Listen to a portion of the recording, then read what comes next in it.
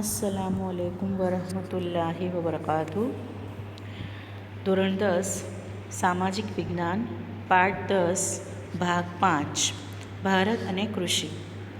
વિદ્યાર્થીનીઓ, આપણે આગળના 4 ભાગમાં ભારતની જુદી જુદી જે ખેતીની પદ્ધતિઓ છે, ખેતીના પ્રકારો છે, આ ઉપરાંત ભારતના જે ધાન્ય પાકો છે, તેલીબિયા, પીણા, રોકડિયા પાકો, ઔષધીય મસાલા અને ફૂલો શાકભાજીના પાકો, એના વિશે આપણે અભ્યાસ કરી ચૂક્યા છે. ત્યાર પછી આપણે ચોથા ભાગમાં જોયું હતું કે કૃષિ ક્ષેત્રે જે ટેકનિકલ સુધારા આવ્યા છે તેના વિશે અભ્યાસ કર્યો હતો.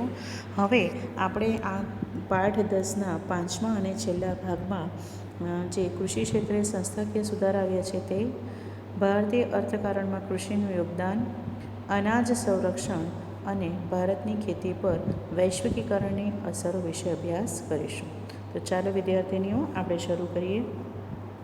સૌથી પહેલાં આપણે જોઈએ કૃષિ ક્ષેત્રે આવેલા સંસ્થાકીય સુધારાઓ. સંસ્થાકીય સુધારાઓ એટલે મેં તમને સમજાવ્યું હતું કે સંસ્થાકીય સુધારાઓ એટલે કે જમીનની માલિકીમાં, ખેડૂતોના ધિરાણમાં એટલે કે ખેત ધિરાણમાં, ખેડૂતોના પેદાશ એટલે કે ખેત પેદાશોના વેચાણમાં વગેરેમાં જે સુધારા થયા હોય એને સંસ્થાકીય સુધારા કહેવાય. એમાં સૌથી પહેલો સુધારો છે કે સરકારે જમીનદારીની જે પ્રથા હતી તે નાબૂદ કરી છે. જમીનદારી પ્રથા એટલે શું? તો પહેલાંના જે ખેડૂતો હતા એટલે કે મોટા મોટા જમીનદારો હતા એ મોટી મોટી જમીનો રાખતા હતા અને એ લોકો પોતાના ખેતરોને ખેડવા માટે ગણોતિયા એટલે કે નાના નાના જે ખેડૂતો હતા એમને પોતાની જમીન ખેડવા માટે આપતા હતા. એટલે મોટો ભાગ જે હોય એ જમીનદારનો રહે અને ખેડૂતો એ આખું વર્ષ મહેનત કરે પરંતુ એને એટલો બધો એનો લાભ મળી શકે નહીં. તો સરકારે આ જમીનદારીની પ્રથા નાબૂદ કરી દીધી છે અને ખેડૂતોનું જે શોષણ તે અટકાવ્યું અને ખેડે તેની જમીનના કાયદા દ્વારા ખેડનારને જમીન માલિકીનો સાચો હક આપ્યો છે. એટલે આ જે કાયદો આવ્યો ખેડે તેની જમીન, તો ખેડે તેની જમીનમાં હવે શું થયું? તો જે જમીનદારો જમીનના માલિક હતા એની જગ્યાએ હવે જે ખેડૂતો એમની જમીન ખેડતા હતા એ હવે એ જમીનના માલિક બની ગયા. ત્યાર પછી સરકારે જમીન ટોચ મર્યાદાના કાયદા દ્વારા જમીનની માલિકીની જે અસમાનતા હતી એ દૂર કરી છે. કેટલાક જે જમીનદારો એવા હતા કે જેમની પાસે બહુ મોટી મોટી જમીન હતું, કેટલા પાસે ખૂબ ઓછી જમીનો હતી, તો સરકારે એના માટે જમીન ટોચ મર્યાદાનો કાયદો પસાર કર્યો અને જમીનની માલિકીની અસમાનતાને દૂર કરી. ત્યાર પછી છે સહકારી બેંક. એટલે કે સરકારે શું કર્યું? તો કિસાનો માટે એટલે કે ખેડૂતો માટે ક્રેડિટ કાર્ડની વ્યવસ્થા કરી અને રાષ્ટ્રીયકૃત તથા સહકારી બેંક એ વગેરે દ્વારા ખેડૂતોને આર્થિક મદદ મળી રહે. ખેડૂતોને ખેતી માટે ધિરાણ આપવામાં આવે છે. કેટલીક વાર એવું થાય કે ખેતી કોઈ વર્ષ નિષ્ફળ ગઈ હોય તો બીજા વર્ષે જે ખેડૂત છે એ પોતે એટલો બધો બિયારણ કે રાસાયણિક ખાતર વગેરે માટે ખર્ચો ન કરી શકે, તો સરકાર દ્વારા ખેતી માટે એને ધિરાણ એટલે કે લોન આપવામાં આવે છે. ત્યારબાદ આપણે જોઈએ તો સરકાર દ્વારા બિયારણો માટે, ખાતરો માટે અને જંતુનાશક દવાઓ ખરીદવા માટે સબસિડી આપવામાં આવે છે અને એના માટે સરકાર દ્વારા આર્થિક મદદ પણ કરવામાં આવે છે.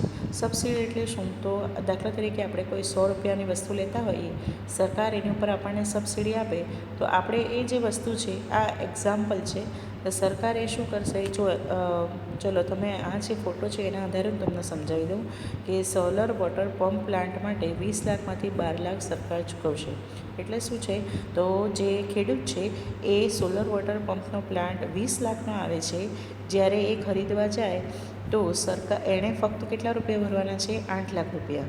અને એની બદલાના જે 12 લાખ રૂપિયા છે એ કોણ આપશે? સરકાર. તો આને શું કહેવાય? સબસિડી. સબસિડી એટલે કે સરકાર આપણી જે મૂળ કિંમત છે એમાંથી થોડી કિંમત કે થોડા ટકાની જે કિંમત છે એ સરકાર આપણા બદલે ચૂકવે અને આપણે એના ઓછા ચૂકવવાના હોય, એને સબસિડી કહેવાય. હવે આપણે બીજું આગળ જોઈએ તો ખેડૂતોને માટે વીમાકીય રક્ષણ આપવામાં આવ્યું છે. હવે શું છે કે કેટલીક વાર મેં તમને કહ્યું ને કે એવું થાય છે કે કોઈ વરસાદ નિષ્ફળ થઈ જાય તો એને કારણે ખેતી બરાબર થતી નથી, બરાબર, આ સિંચાઈની સગવડ ન હોય.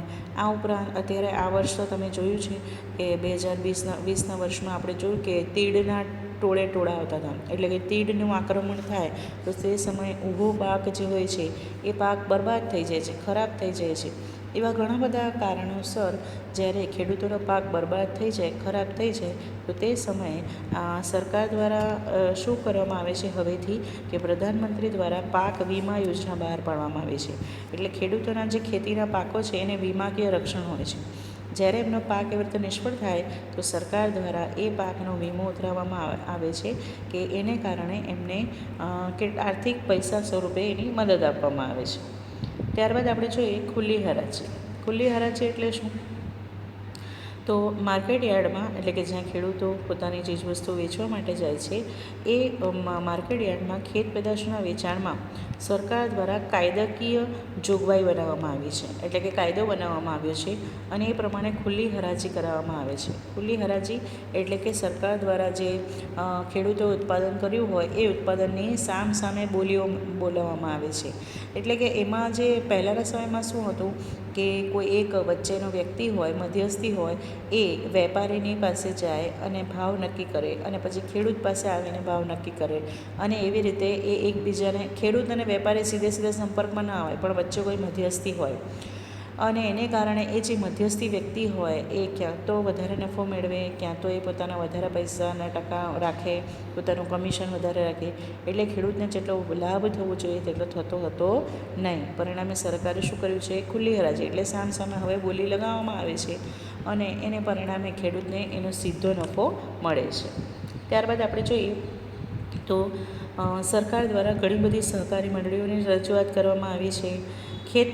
ખેડૂતોને એમના ખેત પેદાશોના પૂરેપૂરા ભાવ મળી રહે એના માટે ખરીદ વેચાણ સંઘ, સહકારી ધોરણે ગોદામો, શીતગૃહો, ત્યાર પછી સહકારી મંડળીઓ વગેરે ઘણી બધી જુદી જુદી સેવાઓ અને સુવિધાઓ સરકાર દ્વારા પૂરી પાડવામાં આવી છે. ત્યાર પછી NAFED, ગ્રોફેડ અને NDDB એટલે આ શું છે? તો NAFED એ શું છે? તો ભારતીય રાષ્ટ્રીય કૃષિ સહકારી વિપણન સંઘ એટલે national agricultural cooperative marketing federation of India. એટલે આ શું છે કે અહીંયાથી શું કરવામાં આવે છે? તો ખેડૂતોને જે જુદી જુદી વસ્તુઓ છે એને વેચાણ કરવામાં આવે છે. ત્યાર પછી GORFD એટલે ગ્રોફેડ, એનું ફૂલ ફોર્મ છે Gujarat cooperative oil seeds growers એટલે ગુજરાત તેલીબિયા ઉત્પાદક સંઘ. અને ત્રીજું અને છેલ્લું છે NDDB, national dairy development board, રાષ્ટ્રીય ડેરી વિકાસ નિગમન. એટલે સરકારે શું કર્યું છે? તો ખેડૂતો પાસેથી ખેત પેદાશોને નક્કી કર્યા ભાવે ખરીદવા માટે સરકાર દ્વારા આવી જુદી જુદી સંસ્થાઓની રચના કરવામાં આવેલી છે. હવે આપણે આગળ જોઈશું હરિયાળી ક્રાંતિ. હરિયાળી ક્રાંતિ વિશે મિત્રો તમે 8મા ધોરણમાં, 9મામાં પણ ભણી ગયા છો. ઈસવીસન 1960માં આપણા ભારતમાં હરિયાળી ક્રાંતિ સર્જાઈ.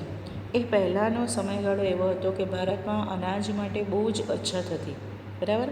અને ભારત એક કૃષિ પ્રધાન દેશ છે, છતાં પણ એણે અનાજ જેવી વસ્તુની પણ વિદેશોમાંથી શું કરવી પડતી હતી? આયાત કરવી પડતી હતી.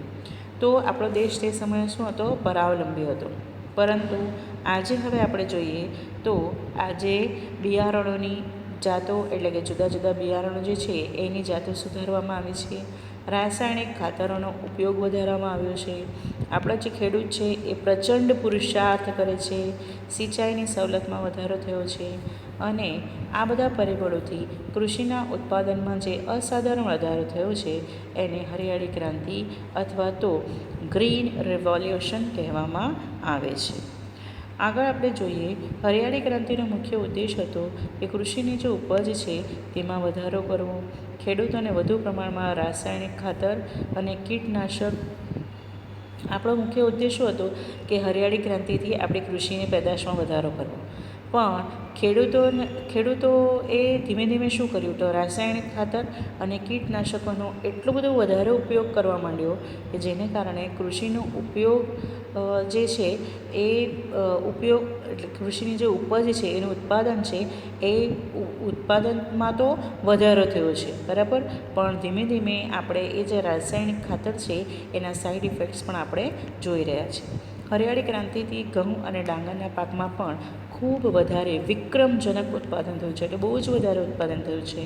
આપણા દેશમાં જે આ ખાદ્ય અન્નની અછત હતી ત્યાં આજે અનાજના પર્યાપ્ત એવા ભંડારો છે, બરાબર. આ ઉપરાંત આપણી પાસે અનાજના બફર સ્ટોકને કારણે, બફર સ્ટોક એટલે શું કે આપણે જે સાચવીને રાખેલો હોય તે સ્ટોકને કારણે દુકાળ કે અછતની પરિસ્થિતિમાં પણ આપણે સરળતાથી એવી પરિસ્થિતિનો અને આ બફર સ્ટોકને કારણે સામનો કરી રહ્યા છે. તો આમ આપણો જે ખેડૂત છે એ ખેડૂત ખૂબ સરળતાથી અને ખૂબ સારી રીતે જુદી જુદી વસ્તુઓનું આજે ઉત્પાદન કરી શકે છે. આગળ હવે આપણે જોઈશું ભારતીય અર્થકારણમાં કૃષિનું યોગદાન. ભારતીય અર્થકારણમાં કૃષિનું યોગદાન એમાં શું છે તો ખેતી એ ભારતનો મુખ્ય વ્યવસાય છે. આઝાદી સમયે કૃષિ ક્ષેત્રે જે કંઈ ભારણ હતું, ભારણ એટલે શું તો તે સમયે ભારત ફક્ત કૃષિમાં આગળ પડતો હતો, બીજા બધા ભારતમાં શું હતો પાછળ હતો. એટલે એકલા કૃષિની ઉપર જ લોકો ડિપેન્ડ હતા, એટલે કૃષિ પર ખૂબ એના માટે વજન હતું. તો એ આજે જે ભારણ છે એ હવે થોડું શું થઈ ગયું છે, ઓછું થઈ ગયું છે. તો ભારતીય અર્થતંત્રમાં કૃષિ શું ફાળો આપે છે તો સૌથી પહેલું છે તો એ આપણને લોકોને અડધોઅડધ ભારતના લોકોને રોજગારી પૂરી પાડે છે, બરાબર. ત્યાર પછી છે તો ભારતની જે ગ્રોસ ડેવલપમેન્ટ પ્રોડક્ટ છે એટલે કે જીડીપી છે એમાં લગભગ એટલે કે કુલ ઘરેલું આપણી જે પેદાશ છે એમાં ખેતીનો ફાળો કેટલા ટકા છે, 17% છે. આ આપણી જે ખેતની પેદાશો છે એને આપણે નિકાસ કરીએ છીએ અને એ નિકાસ થવાને કારણે વિદેશી જુદી જુદી હંડિયામણ ભારતમાં આવે છે. કૃષિ એ ખેતી માટેનો કાચો માલ પૂરો પાડે છે. અને ત્યાર પછી આપણે છેલ્લું સૌથી અગત્યનું જોઈએ તો ખેતી જે છે એ ભારતની લગભગ 1 અબજ કરતાં પણ વધારે વસ્તીને ખોરાક પૂરો પાડે છે. એટલે ભારતીય અર્થતંત્રમાં કૃષિનો ખૂબ ખૂબ ખૂબ મોટો ફાળો રહેલો છે. આગળ હવે આપણે જોઈશું અનાજ સંરક્ષણ. આજે કોઈપણ દેશ માટે અનાજ સંરક્ષણ બહુ જ જરૂરી છે, કારણ કે જેમ જેમ અનાજની માંગ વધતી જાય છે એની સામે આપણે ઉત્પાદન પણ એટલું થાય છે, બરાબર છે. પણ કોઈક વર્ષ એવું હોય કે જ્યારે આ ઉત્પાદનનું પ્રમાણ ઓછું હોય તો એની સામે આપણે ઝઝૂમવા માટે આપણું અનાજનું સંરક્ષણ હોવું જ જોઈએ. આપણા ઈસવીસન 1951માં આપણા દેશની જે વસ્તી હતી એ 36 કરોડ હતી, 36 કરોડ અને 10 લાખ જેટલી હતી, જ્યારે આજે આપણી વસ્તી 125 કરોડ કરતાં પણ શું છે, વધારે છે, બરાબર. એટલે હવે ધીમે ધીમે આપણે અનાજનો બફર સ્ટોક ઊભો કર્યો છે અને અનાજનો બફર સ્ટોક ઊભો કરીને દુકાળ કે ઓછા અનાજ કે ઉત્પાદન થાય છે તે સમયે આપણે અનાજની તંગી અટકાવી શક્યા છીએ. આ જે અનાજ છે હજારો ગરીબ પરિવારોને વિનામૂલ્યે આપણે આપીને એમની ભૂખ મિટાવી શકીએ છીએ. અનાજનો બગાડ આપણે અટકાવવાની ખૂબ તાતી જરૂરિયાત છે, કારણ કે જો આપણે અનાજનો બગાડ અટકાવીશું તો આપણે જે અત્યારે નવું આપણે ત્યાં અનાજ ઉત્પાદન થાય છે એનો આપણે સ્ટોક વધારે કરી શકીશું અને ગરીબોને વધારે સારી રીતે અનાજ વિતરણ કરી શકીશું. ત્યારબાદ આપણે જોઈએ ખેતી પર વૈશ્વિકીકરણની અસર. આપણો ભારતનો જે ખેડૂત છે એ એની જુદી જુદી ખેત પેદાશોને વિશ્વમાં બજારમાં વેચી શકે છે અને ખૂબ સરળતાથી આપણે નફો મેળવી શકીએ છીએ. આયાત નિકાસની જે પ્રક્રિયા છે એ આજે સરળ બની ગઈ છે. શા માટે? કારણ કે આપણે વૈશ્વિકીકરણથી જોડાયા છે એટલે એક દેશમાંથી બીજા દેશમાં જે આપણે કોઈપણ વસ્તુ વેચવા જઈએ છીએ તો એ વસ્તુ આપણે સરળતાથી કોઈપણ પ્રકારના પ્રતિબંધ વગર વેચી શકીએ છીએ. વિશ્વના જે ફૂલો છે, ફળો છે અને ખેતીની ઉત્પાદિત થયેલી વસ્તુઓ છે એ સરળતાથી હવે ભારતના બજારમાં આપણને મળતા થયા છે. આ ઉપરાંત હવે આપણે જોઈએ તો વૈશ્વિકીકરણથી ભારતમાં બહુરાષ્ટ્રીય કંપનીઓ દ્વારા વેચવામાં આવતા મોંઘા ભાવના જીનેટિકલી મોડિફાય BT બિયારણો આવી ગયા છે. એના લીધે ખેતી તો ખર્ચાળ બની છે પણ એનાથી ઉત્પાદનમાં અનેક ગણો વધારો થયો છે. આજે હવે ભારત એ વૈશ્વિક બજારમાં એટલું બધું આગળ પડતું થઈ ગયું છે કે જેને કારણે વિશ્વના બજારમાં આપણી ગુણવત્તાસભર જે કૃષિ પેદાશ છે એની પેટન્ટ આપણા દેશના નામે નોંધાવવી જરૂરી બની ગઈ છે. એટલે એ આપણી ખૂબ મોટી સિદ્ધિ કહી શકાય. વિદ્યાર્થીનીઓ, આપણે જાણીએ છીએ કે કૃષિ ક્ષેત્રે આપણે વૈશ્વિક બજારોમાં જે સ્પર્ધાઓ છે એની સામનો કરવા માટે નવી ટેકનોલોજી અને એ ટેકનોલોજીને અપનાવ્યા બાદ ગુણવત્તા પર ધ્યાન કેન્દ્રિત કરવું ખૂબ જરૂરી છે. કૃષિ ક્ષેત્રે જે જોડાયેલા લોકો છે એમની આર્થિક ઉન્નતિ અને સદ્ધરતા વધારવા માટે આયોજનબદ્ધ આપણે પગલાં લેવા પડશે. આજે આપણે ભલે કૃષિ ક્ષેત્રે આગળ વધ્યા છે, છતાં પણ આપણી પાસે હજુ વિકાસની એટલી બધી તકો રહેલી છે. આપણી પાસે હજુ એટલી બધી જમીનો એવી છે કે જે વણખેડાયેલી પડેલી છે. તો આપણે એ જમીનોનો ઉપયોગ કરીને ચોક્કસ આપણા દેશને હજુ વધારે કૃષિ ક્ષેત્રે ઉન્નતિ તરફ આગળ લઈ જઈ શકીએ છીએ. અહીંયા આપણો પાઠ 10 પૂરો થાય છે. આશા રાખું છું કે તમને સૌને ખૂબ સારી રીતે સમજ પડી હશે. Thank you.